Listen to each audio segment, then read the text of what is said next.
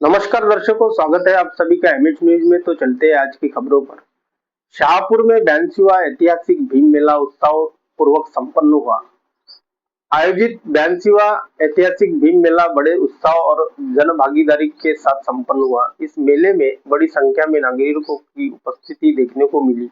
कार्यक्रम में प्रमुख वक्ता के रूप में सामाजिक कार्यकर्ता अश्विनी भिवगड़े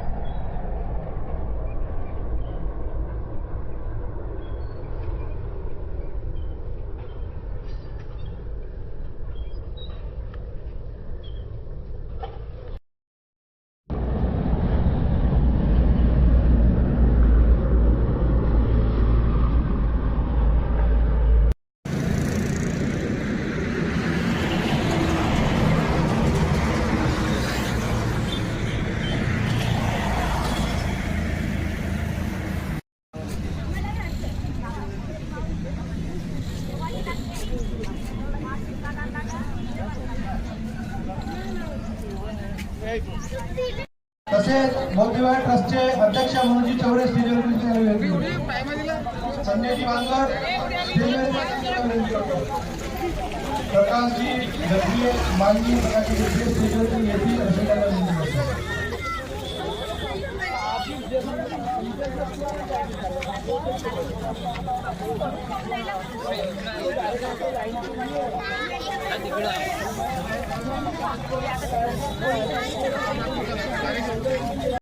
ये अपना माता भगिनी को मिलता होगा मुकद्दर से। मुझे मेरा मुकद्दर भी तेरे संविधान से मिला है। मुझे मेरा मुकद्दर भी तेरे संविधान से मिला है। होत नाही ज्याला कधी माझा विटाळच होत नाही त्या तथागत महामानवाला मी या ठिकाणी अखंड अभिवादन करते, ज्यांनी या देशाला प्रथम शांतीचा आणि विज्ञानाचा मार्ग दिला। नुकतीच आपण 3 जानेवारी क्रांतिज्योती सावित्रीबाई फुले यांची जयंती मोठ्या उत्साहात साजरी केली।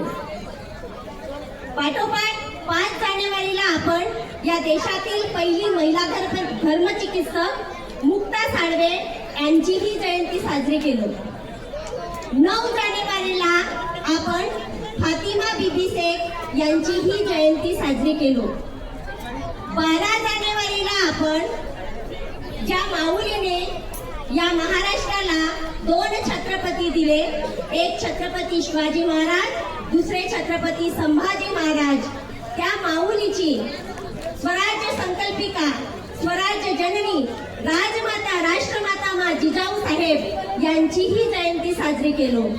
याच 12 जानेवारीला आपण शिकागोला जाऊन ज्यांनी माझ्या बंधू भगिनींनो असा मोलाचा मार्गदर्शन केलं, असे आपले संत स्वामी विवेकानंद सरस्वती यांचीही जयंती साजरी केली। आणि आज या शहापूर गावी आज हा जो भीम मेळावा, आताच मला स्टेजवर समजलं की 83 वर्ष साजरा होत आहे आणि सुवर्ण महोत्सवाच्या कालावधीकडे आपण वाटचाल करत आहोत। आणि आज या ठिकाणी मला आपणा सर्वांच्या साक्षीने समस्त शहापूर वासियांच्या साक्षीने आणि भंडारा जिल्हा वासियांच्या साक्षीने स्मृतिशेष सन्माननीय बांगरताई यांच्या सन्मानार्थ हा सन्मान देण्यात येत आहे, दिला आहे। त्या सन्मानाचा मी मनापासून आपल्या सर्वांच्या साक्षीने स्वीकार करते। या ठिकाणी मी फार काही मोठी कार्यकर्ता नाही, मी ज्या मायमाऊलींचे नाव या ठिकाणी घेतले त्या मायमाऊल्यांचा वारसा चालवण्यासाठी माझ्याकडनं जे काही बनते आहे ते मी समाजाला देण्याचा प्रयत्न करते आहे। कारण घरी सडून मरण्यापेक्षा समाजाच्या उपयोगी येऊन मेलेलं मरण मला कधीही जास्त आवडेल। आणि त्रास होतो हे सामाजिक कार्य करताना, बऱ्याच काही अडचणी येतात, पण मला जेवढ्या अडचणी येत नाही तेवढ्या जास्त अडचणी माझ्या माऊलीला, आई सावित्रीला आल्या, आई रमाईला आल्या। ज्या माऊलीला आम्ही रमाई म्हणतो तिचं त्याग आणि सावित्रीबाईंचं त्याग जेव्हा मी पाहते तेव्हा मला मी करत असलेलं कार्य अगदीच शून्य वाटतं। समाजाची फार मोठी जबाबदारी आपल्यावरती आहे।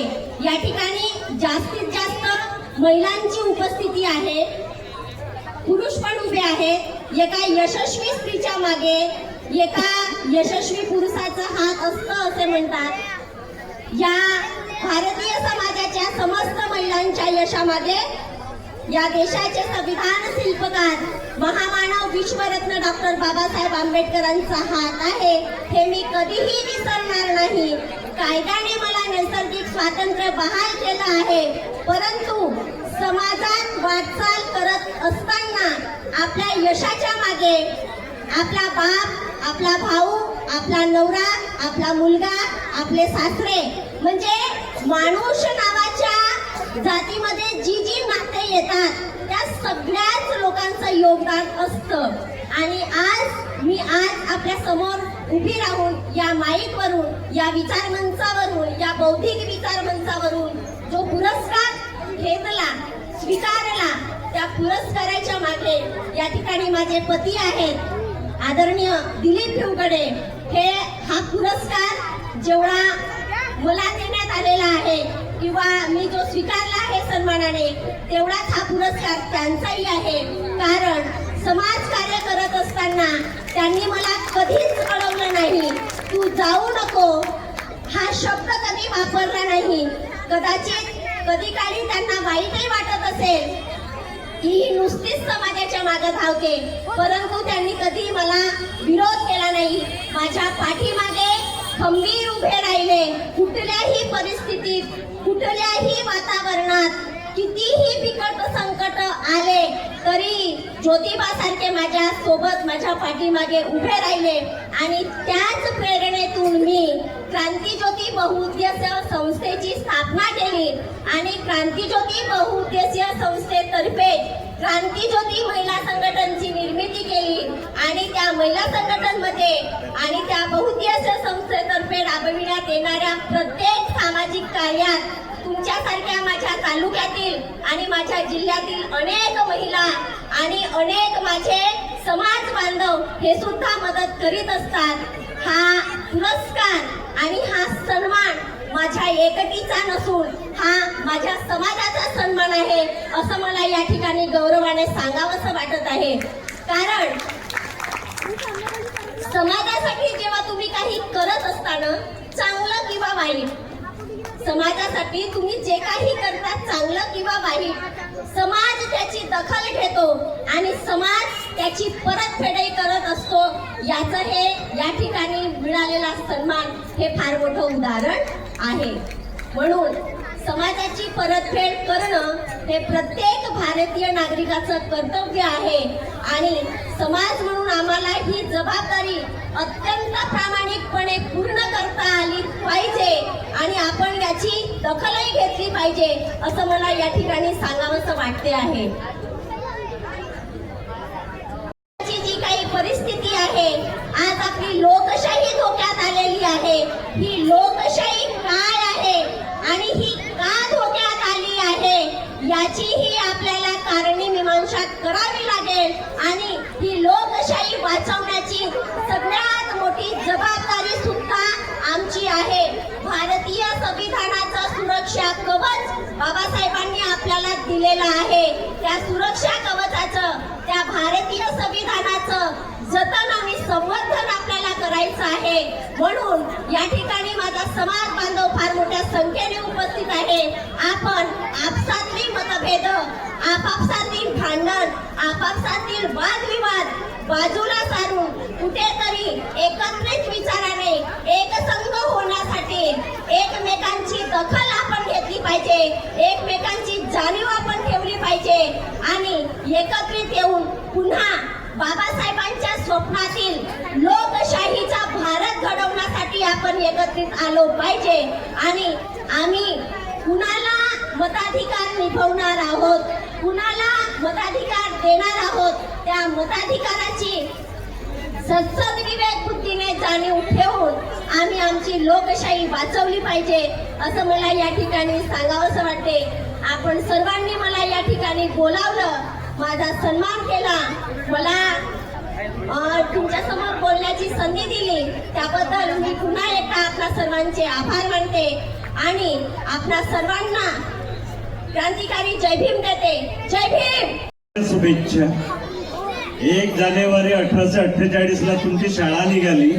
आताच ताईनं सांगितलं महात्मा फुल्यांनी तुमच्यासाठी शाळा काढली.